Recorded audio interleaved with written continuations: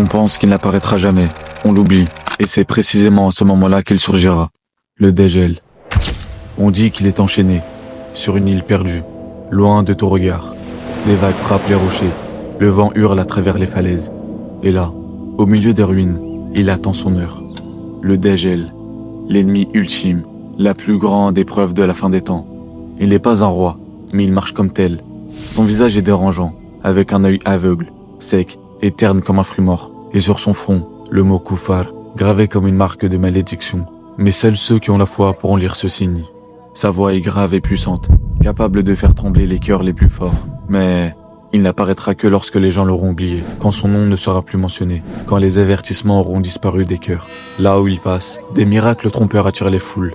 La pluie tombe sur les déserts, les malades se relèvent, les morts semblent revenir à la vie. Ceux qui le suivent prospèrent, tandis que ceux qui le rejettent sont abandonnés à la faim et au désespoir. Mais garde à vous, ce n'est qu'une illusion, un piège pour tromper les cœurs faibles. Ses pas résonnent comme des coups de tonnerre. Son ombre s'étend sur les villes comme un voile sombre. Pourtant, il y a 2 lieux qu'il ne pourra jamais pénétrer, la Mecque et Médine, des villes protégées par des anges, où même sa tromperie ne pourra jamais passer. Et quelque part, Aïssa se prépare à affronter cette figure de mensonge et de chaos, car la vérité finira toujours par triompher. Certains disent que ses pas résonnent déjà, que son ombre approche, et que le monde se prépare à l'affronter sans même le savoir. Le Dajjal. Le Dajjal est la plus grande épreuve de la fin des temps. Pour s'en protéger, il est essentiel de renforcer sa foi, de se rappeler de lui, et de chercher refuge auprès d'Allah, car c'est dans l'oubli que le danger se cache.